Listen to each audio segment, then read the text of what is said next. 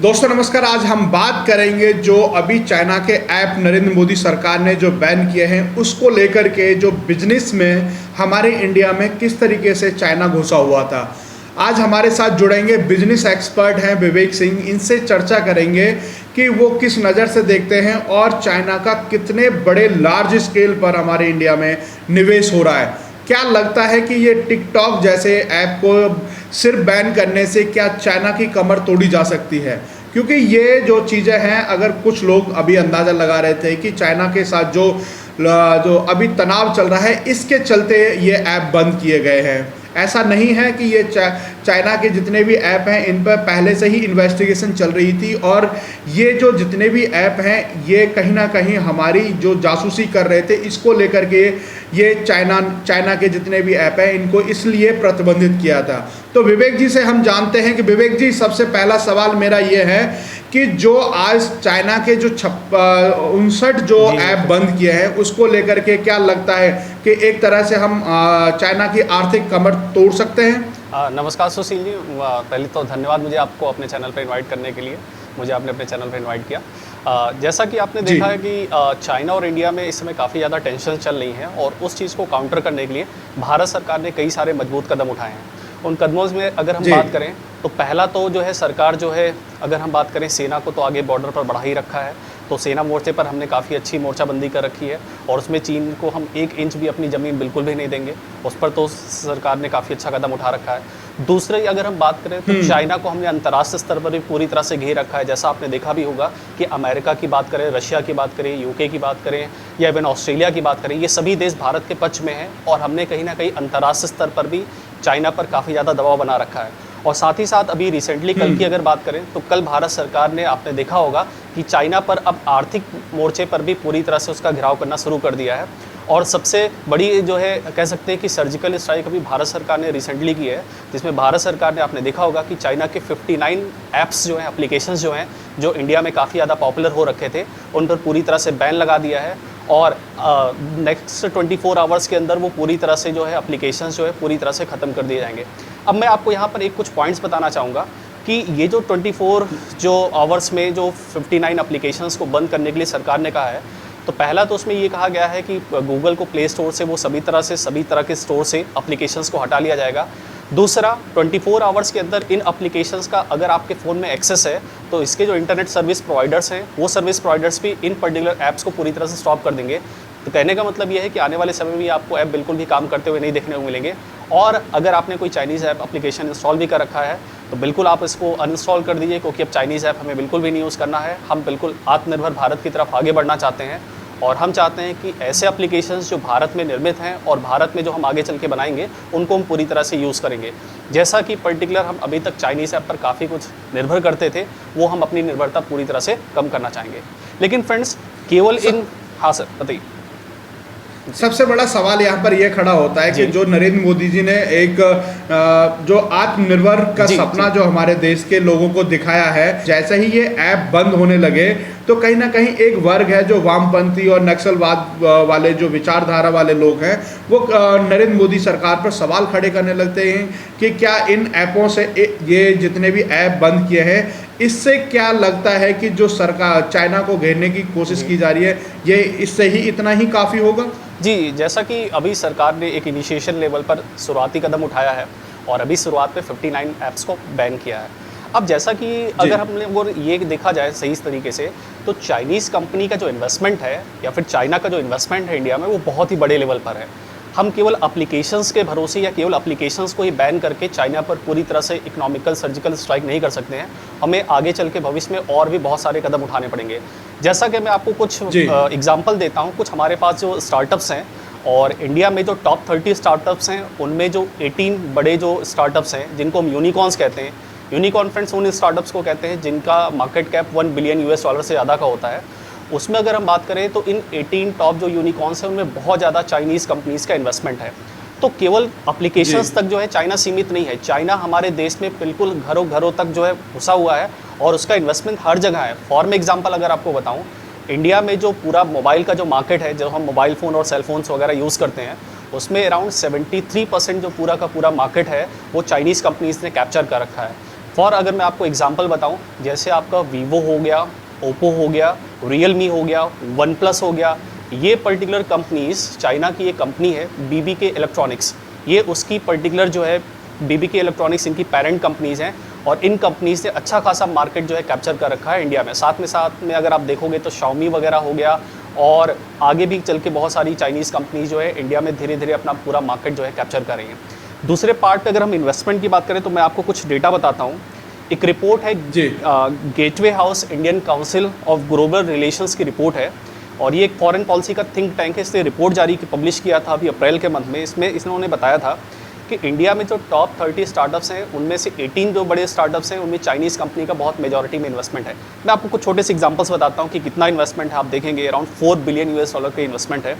जैसा कि अगर मैं बताऊँ, 3 जो है बड़ी कंपनी चाइना की हैं उन्होंने बहुत मेजॉरिटी लेवल पर इंडिया में इन्वेस्टमेंट कर रखा है। जैसे मैं फॉर आपको एग्जांपल बताऊँ, अलीबाबा, जैसे अमेजॉन काम करता है बड़े लेवल पर, एक ई मार्केट की कंपनी है, मार्केट प्लेस है बहुत बड़ा, वैसे चाइना की बहुत बड़ी कंपनी अलीबाबा, इन्होंने जो इंडिया में कुछ ऐसी बड़ी कंपनीज है जो बहुत ही पॉपुलर है और जिनको हम बहुत अच्छे से जानते हैं और हमें लगता है पूरी तरह से इंडियन कंपनीज हैं, लेकिन उनमें भी चाइनीज़ कंपनीज ने बहुत मेजॉरिटी में इन्वेस्टमेंट कर रखा। फॉर मैं आपको एग्जांपल बताऊं, हमने नाम सुना बिग बास्केट का। बिग बास्केट में $25 करोड़ इन्वेस्टमेंट है अलीबाबा का।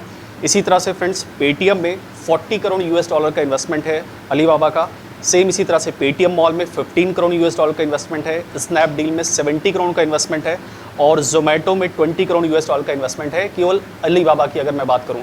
और इसी तरह से अगर मैं देखूं फ्रेंड्स, टेंसेंट नाम की एक कंपनी है जो कि चाइना की एक बहुत बड़ी ये भी जाइंट कंपनी है और टेक जो स्टार्टअप्स होते हैं उनमें बहुत बड़े लेवल पर ये भी इन्वेस्टमेंट करता है। फॉर मैं अगर आपको एग्जांपल बताऊं, बायजूस एक लर्निंग प्लेटफॉर्म है एजुकेशन का, आपने इसका नाम भी सुना होगा। बायजूस में $5 करोड़ का इन्वेस्टमेंट है, $5 करोड़ इन्वेस्टमेंट है। ड्रीम 11 में 11 से 15 करोड़ का इन्वेस्टमेंट है। फ्लिपकार्ट में $30 बिलियन का इन्वेस्टमेंट है। हाइक में $15 करोड़ का इन्वेस्टमेंट है। ओला में $15 करोड़ है। स्विगी में $50 करोड़ है। कहने का मतलब फ्रेंड्स ये है कि बहुत ही बड़े लेवल पर चाइनीज़ कंपनीज़ ने, चाइनीज़ इन्वेस्टमेंट फंड्स ने इंडिया में बहुत सारा पैसा मेजॉरिटी में इन्वेस्ट कर रखा है। हमने कुछ पर्टिकुलर एप्लीकेशंस तो बैन कर दिए हैं, ठीक है, वेल एंड गुड, लेकिन आने वाले समय में हमें पर्टिकुलर कुछ ऐसे अल्टरनेटिव्स खोजने पड़ेंगे कि जो हमारे स्टार्टअप्स हैं उनको इंडिया से ही पर्टिकुलर फंड्स मिलना स्टार्ट हो जाए और हमारे देश के जो बड़े बड़े जो बिज़नेस घराने हैं या जो बिज़नेस हाउसेस हैं वो हमारे देश के जो स्टार्टअप्स में सपोर्ट करना स्टार्ट करें और उनमें पैसा इन्वेस्ट करें। क्योंकि फ्रेंड्स कई बार सुशील जी ऐसा देखा गया है कि हमारे यहाँ जो वेंचर कैपिटलिस्ट हैं, वेंचर कैपिटलिस्ट उनको कहते हैं जो नए स्टार्टअप्स में जनरली पैसा इन्वेस्ट करते हैं और वहाँ पर वो रिस्क वगैरह लेते हैं। तो जो नए जो स्टार्टअप्स हैं हमारे इंडिया में, उनमें जो इन्वेस्टमेंट है वो बहुत कम ही देखा गया है और हमारे इंडिया में उनको इन्वेस्टमेंट नहीं मिल पाता है। तो इसी वजह से हमारे देश के जो नए स्टार्टअप्स होते हैं उनको अप्रोच करना पड़ता है बाहर के इन्वेस्टर्स में, और उस केस में चाइनीज़ इन्वेस्टर्स जो है बहुत बड़े लेवल पर एग्रेसिवली इंडियन मार्केट में उन्होंने इन्वेस्टमेंट कर रखा है। तो ये कुछ डेटा मैंने आपको बताया जो कि ये था जी पति। तो सबसे बड़ा सवाल यहाँ पर ये खड़ा होता है कि जिस तरीके से जो अभी कुछ वामपंथी या कांग्रेसी हैं वो एक सवाल खड़ा कर रहे हैं कि टिकटॉक से 30 करोड़ रुपए आपने पीएम केयर फंड में ले लिया और उसके बाद उस पर डिजिटल स्ट्राइक कर दिया। तो उसको किस नज़र से देखते हैं आप? देखिए सुशील जी, ये इन कंपनीज़ की अगर बात करें, जैसे टिकटॉक हो गया या फिर कैम स्कैनर हो गया या इस तरह के जो एप्लीकेशंस हम लोगों ने बैन किए हैं, इन कंपनीज़ ने अगर कुछ पीएम केयर फंड में अगर इन्होंने पैसा को डोनेट किया है तो इन्होंने काफ़ी लंबे समय से हमारे यहाँ बिजनेस भी कर रहे थे और हमारे यहाँ से इन्होंने बहुत सारा पैसा कमाया भी है और इन्होंने अर्न भी किया है। तो ये कहना तो बिल्कुल गलत होगा कि अगर इन्होंने 1 करोड़ रुपए पीएम केयर फंड को किया है तो हम पर बहुत बड़ा एहसान किया है। ऐसा बिल्कुल भी नहीं है। हमने इनको अपॉर्चुनिटी दी थी हमारे देश में इन्वेस्टमेंट करने के लिए और हमारे देश में इन्वेस्टमेंट के थ्रू इन्होंने भी अपनी बहुत ही ज़्यादा ग्रोथ किया है और बहुत ही ज़्यादा अपना मार्केट जो है बढ़ाया है। तो उसमें ये गिव एंड टेक वाली एक तरह से पॉलिसी थी कि उन्होंने हमारे यहाँ इन्वेस्टमेंट कर रखा था, हमने उनको मौका दिया तो उन्होंने थोड़ा बहुत इन्वेस्टमेंट कर रखा था। नरेंद्र मोदी जी के ऊपर देश के जो 125 करोड़ लोग विश्वास करते हैं, अगर एक बात अगर वो कहते हैं तो पूरा देश उस राह पर चलने के लिए तैयार हो जाता है। तो क्या लगता है कि जिस तरीके से आज 59 ऐप्स को बंद किया है और जैसे आपने अभी बताया कि जो बड़ी बड़ी कंपनी चाइना की हैं वो हमारे इंडिया के जो ऐप है या हमारे यहाँ की जो मार्केट है उसमें निवेश करके बैठी है, तो क्या लगता है कि अब भारत के लोगों की जो नागरिक हैं उनकी भी जिम्मेदारी बनती है कि ऐसे जो इन्वेस्टर जिन कंपनियों में इन्वेस्टमेंट किया हुआ है उनका भी बाइकआउट किया जाए? जी सुशील जी, मैं इसमें एक थोड़ा सा क्लैरिफिकेशन करना चाहूँगा। हमारे देश में जो कंपनियों के अभी मैंने आपको नाम बताया, जैसे पेटीएम है, जोमेटो है, स्विगी है, बायजूस है, इनमें चाइनीज़ कंपनी का इन्वेस्टमेंट है, लेकिन ऐसा नहीं है कि इनमें केवल चाइनीज़ कंपनी का भी इन्वेस्टमेंट है, इनमें कुछ इंडियन कंपनीज़ का भी इन्वेस्टमेंट है, बाहर के कुछ अदर कंट्रीज़ के इन्वेस्टमेंट भी हैं, तो कई सारे मल्टीपल कंट्रीज़ के इन्वेस्टमेंट हैं उनमें। और हमारे देश की जो खुद के कंपनीज़ के स्टार्टअप है, जैसे अगर हम बात करें, जैसे सपोज़ आपका पेटीएम है, उसको विजय शेखर शर्मा जी ने स्टार्ट कर रखा है। तो विजय शेखर शर्मा जी इंडियन है और उन्होंने इंडियन तौर पर ही पर्टिकुलर पेटीएम को स्टार्ट कर रखा है। तो हमें अपनी खुद की इंडियन कंपनीज़ को पूरी तरह से बायकॉट नहीं करना चाहिए। हाँ, हमें ये अल्टरनेटिव खोजना चाहिए या गवर्नमेंट को कुछ ऐसी पॉलिसीज़ लानी चाहिए कि जब इन इन्वेस्टमेंट कंपनीज़ को फंड्स की रिक्वायरमेंट हो तो सरकार इनको फंड्स अवेलेबल कराए, इनको फंड्स प्रोवाइड करे। क्योंकि पेटीएम या फिर इन कंपनीज़ की अगर बात करें तो ये थोड़ा सा क्राइसिस से भी गुजर रही हैं, कई ज़्यादा लास्ट 2 to 3 क्वार्टर्स में अगर बात करें तो इनका बिजनेस काफ़ी भी लॉस में रहा और इनको फंड्स की रिक्वायरमेंट है। तो जनरली ये देखा गया है कि जब कंपनी को फंड अवेलेबल नहीं हो पाता तो बाहर की तरफ अप्रोच करते हैं। तो जैसे मिस्टर नरेंद्र मोदी जी ने स्टार्टअप इंडिया वगैरह इस तरह के कई सारे प्रोजेक्ट्स स्टार्ट भी कर रखे हैं। अभी रिसेंटली मिस्टर नरेंद्र मोदी ने 20 लाख करोड़ रुपीज़ का एक रिलीफ पैकेज भी अनाउंस किया, जिससे बहुत ज़्यादा एमएसएमई वगैरह को कंपनीज़ को काफ़ी सपोर्ट मिला है। इस तरह के आने वाले समय में कुछ और पैकेजेस की हमें ज़रूरत होगी, जिससे हम ये जो कोविड की समस्या चल रही है और आने वाले समय में जो थोड़ी बहुत इकोनॉमिक प्रॉब्लम्स हमें फेस करनी पड़ेगी, उससे हम धीरे धीरे बाहर निकल पाएंगे। जी। अच्छा, एक सवाल मेरा ये भी बनता है कि जैसे कि अभी 20 लाख करोड़ का जो बजट अभी कोरोना की लड़ाई के लड़ने के लिए प्रधानमंत्री नरेंद्र मोदी जी लेके आते हैं देश की सेवा के लिए, तो क्या लगता है कि जो इन्वेस्ट किया हुआ है जिन कंपनियों ने, जैसे अलीबाबा है, हाँ, तो ये जो कंपनियां हैं, अगर इनको भारतीय कंपनियों को अगर भारत सरकार अगर फंड रिलीज करती है तो क्या लगता है इनको तो खुद ही जो इन्वेस्टर हैं वो अपने आप से बैकफुट पे आ जाएंगे? जी जी, बिल्कुल बिल्कुल, ये सरकार का एक बहुत ही अच्छा कदम है कि सरकार हमारी कंपनियों को सपोर्ट करने के लिए बहुत ही बड़े लेवल पर फंड्स जो है वो प्रोवाइड करना धीरे धीरे स्टार्ट कर रही है। और अगर इन कंपनीज़ को अच्छे लेवल पर फंड्स मिलना ऑलरेडी स्टार्ट हो जाते हैं तो ये कंपनीज़ जो है, जो चाइना की कंपनी, वो खुद ही इंडिया को छोड़ के भाग जाएंगी, है ना। जैसे मैं अगर आपको बात बताऊं कि भारत में जो मेजॉरिटी में जो चाइनीज़ कंपनी का जो मार्केट कैप्चर है वो इलेक्ट्रॉनिक्स प्रोडक्ट्स में है। और हमारे देश की जो कुछ इलेक्ट्रॉनिक की कंपनी, जैसे आपने नाम सुना होगा ITI का, इंडियन टेलीफोन इंडस्ट्री का, BEL हो गया या फिर BHEL हो गया, ऐसी जो हमारी खुद की जो पब्लिक सेक्टर यूनिट्स हैं, उन्हें हमें मोटिवेट करने की ज़रूरत है, उन्हें हमें बढ़ावा देने की ज़रूरत है। और आपने देखा भी होगा कि यूपी गवर्नमेंट ने कई सारे चाइनीज़ प्रोजेक्ट कैंसिल कर दिए और महाराष्ट्र की गवर्नमेंट ने प्रोजेक्ट कैंसिल कर दिए। और बहुत सारे जो 5G स्पेक्ट्रम के लिए जो प्रोजेक्ट होंगे, जो 5G टेक्नोलॉजी के लिए जो हमें ज़रूरत होगी इक्विपमेंट्स की, तो गवर्नमेंट ने कहा है कि वो हम चाइनीज़ इक्विपमेंट्स को बिल्कुल भी ना यूज़ करें और जो हमारे खुद के जो इक्विपमेंट्स हैं और या फिर और अच्छे से डेवलप करके जो हमारे इलेक्ट्रॉनिक की कंपनीज़ हैं, वो कंपनीज़ उन प्रोजेक्ट्स को डेवलप करके वहाँ पर हम उनका अपना खुद का प्रोजेक्ट यूज़ करें।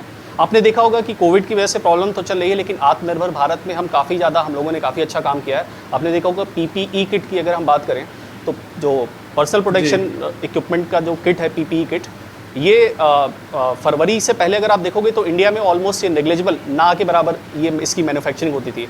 और आज के डेट में अभी देखोगे आपने तो रिसेंटली गवर्नमेंट ने कहा है कि 50 एग्जैक्टली मेरे को डेटा तो नहीं याद exactly 50 crore, I think 50 crore PPE kit अब हम एक्सपोर्ट भी करेंगे।